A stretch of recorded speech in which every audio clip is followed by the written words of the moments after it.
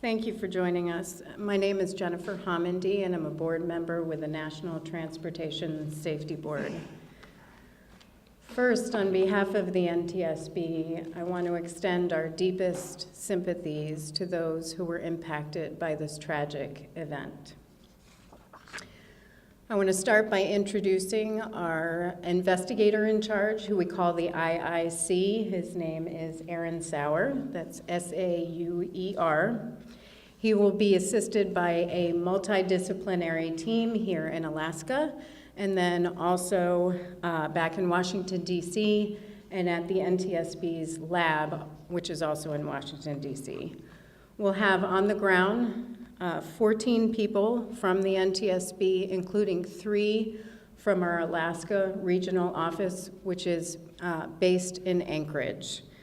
11 are on scene now, 3 are actually on the way. I want to start by thanking the first responders and those who have participated in the recovery and response efforts.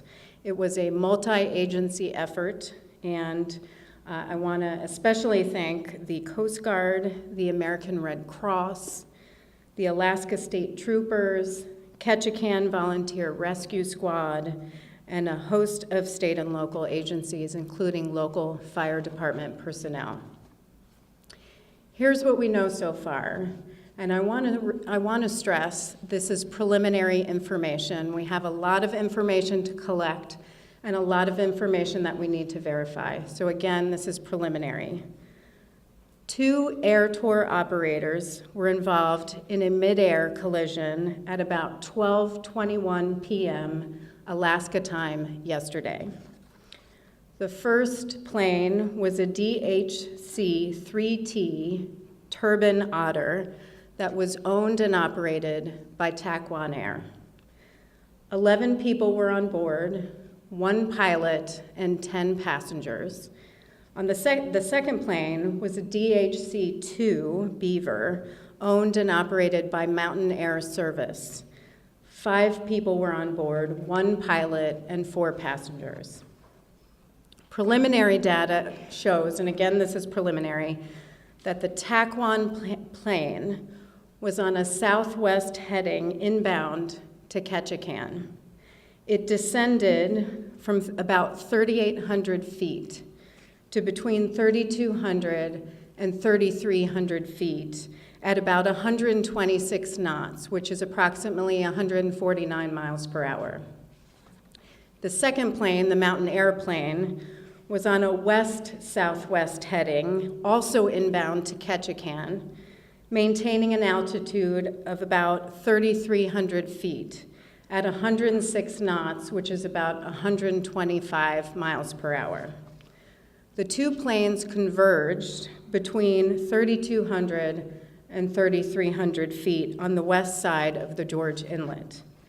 Again, I want to stress that this is preliminary information. We have requested flight track data from the Federal Aviation Administration, including we want to see if there were other planes operating in the area. We want to then match that data, we hope, with information that we obtain from the Chelton Electronic Flight Information System, which was on the Ketchikan airplane. Now, I'm sure I'm going to get questions on the accident scene. We'll have more information on that tomorrow. After this briefing, I will be leaving with the team to go to the accident scene so I can talk about that, assuming weather is okay. I can talk about that a bit more tomorrow to tell you what I was able to observe. We will have an organizational meeting tonight at 5 p.m. At that organizational meeting, we'll establish the parties to the investigation and we'll form the investigative groups. Those investigative groups focus on specific portions of the accident investigation and really drill down for the information that's required in those areas. And I'll have information on who those parties are and what groups were formed tomorrow. We'll also be scheduling a host of interviews. We will want to talk soon with the surviving pilot of the Ketchikan airplane. We'll want to talk to the passengers employees of the two air operators, and we'll also want to talk with other pilots and witnesses that were in the area at the time. We'll be gathering perishable evidence, and then we'll be requesting additional information from the parties and others that we determine necessary. I want to give you an idea of some of the types of information that we'll be requesting. We'll be looking at pilot logbooks. We'll be looking at the training and qualifications of the pilots, any medical issues, whether flight plans were filed with the company or the Federal Aviation Administration. We'll be looking at maintenance records for the aircraft, or both aircraft. We'll be looking at company operating procedures and whether those operating procedures were followed. We'll be looking at the routes that were flown. We do know that there were no cockpit voice recorders or flight data recorders on either of these planes, and that neither of the planes were required by regulation to have them. We will be looking at the terrain, weather conditions, FAA oversight of the operators, and cruise line sales of air tour excursions. For updates, please follow us on Twitter, and for the time and location of the next press briefing, we will also post that on Twitter at NTSB_newsroom. Now, if anyone has information that they believe would be valuable to the NTSB for this investigation, whether it's something that was witnessed, whether there were pictures taken or video that you might have, we would urge you to contact us at the following email address. It's witness@ntsb.gov. That's witness@ntsb.gov. Now, a couple of things I want to stress before I turn it over for questions. I expect investigators will be on scene between about 5 to 7 days. We will not be determining the probable cause of the accident in that time frame, nor will we speculate on the cause. We will, however, provide information that we're able to provide that is factual in nature. So with that in mind, I want to see if anyone has questions, and I would ask that you raise your hand. I'll call on you. Please state your name and your affiliation. Yes. I'm with KRBD here in Ketchikan. My name is Layla. I was wondering about the age of the planes involved. Do you know when they were built? The question is on the age of the planes, and I'm going to actually see if we have... Still part of the records that were obtained. Oh, so we've requested records on the planes, and that's something we'll look at as part of the investigation. Hopefully we'll know that in short order, and happy to provide an update. Yes? Hank Davis, KTUU, Anchorage, Alaska. You mentioned preliminary data shows kind of a sharp decline by one of the planes.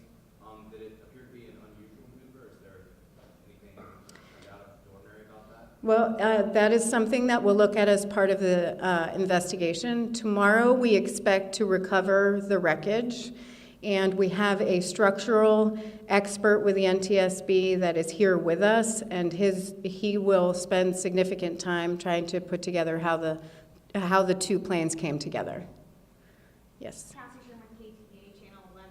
Did weather have any factor possibly, and how was the weather yesterday with conditions? We did obtain some photos on the weather, but we, there are additional photos that we need to obtain to. It's only one shot, so we want to see what else was going on. So weather is part of a normal accident investigation, so we will be looking into that. Other questions? Yes. Ketchikan from CTV in Vancouver. Or were they operating in controlled airspace, or were they in uncontrolled airspace where they were sort of free to do whatever they wanted, or would they be talking to a tower where the accident happened? Do you want to take that? I'm going to turn that over to our IIC.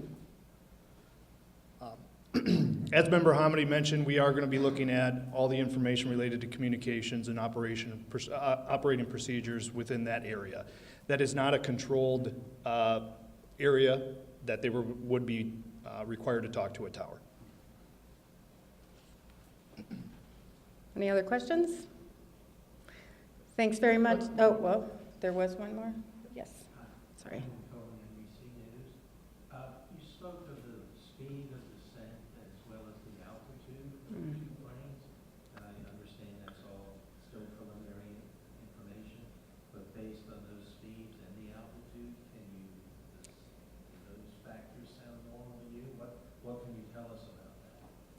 Well, excuse me, and again, all we know right now is we do know the speed, and again, it's preliminary data. We've requested additional data to confirm that from the FAA.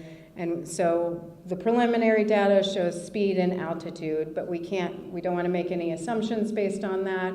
We still have to recover the planes, and then we have to look at those, and it takes some significant work to really understand how the two came together, but we have some great experts at the NTSB who are well-versed in that, and whose job it is to figure that out. And just, forgive me if you addressed this earlier in Sure. the news release, but recovery of the planes, can you give the status and location on each of those at this point? Well, we're leaving now to look at where the wreckage is and where the accident scene is, so I'll have more information on that tomorrow at the briefing. So, anything else you want to add to that? No? If you could repeat the question. Yeah, Oh, just the status of the wreckage, the location of each, what you Yeah. tell us? A little more specific if possible. As she mentioned, once we leave here, we're going to be provided an opportunity to go up and see the scene, hopefully weather permitting. I'm not sure if anything, the conditions have changed since we've been here. That'll give us a better perspective as far as where the wreckages are in relation to each other.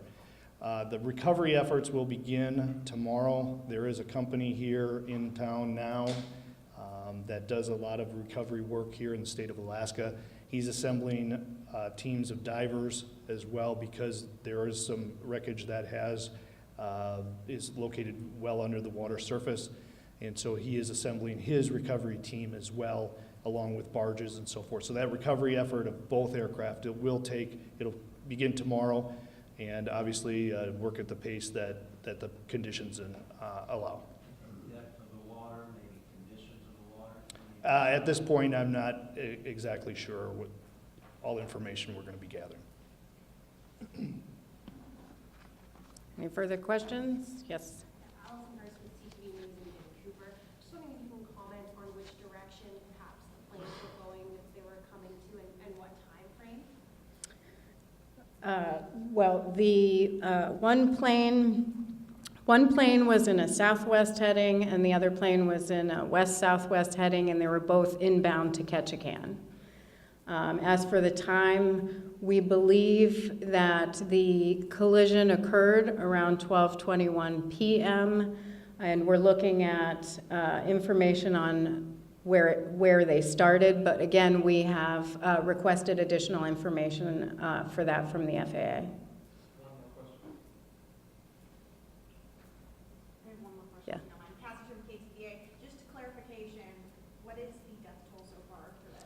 The question is on the losses from the collision, and rescue efforts are still continuing. This is something that is ongoing, and I'm going to defer that question to local authorities. We're here to conduct the accident investigation. As far as recovery efforts, that is something that they're working on. Thank you. Thank you. Hi, this is Alex Damar Vaughn from Anchorage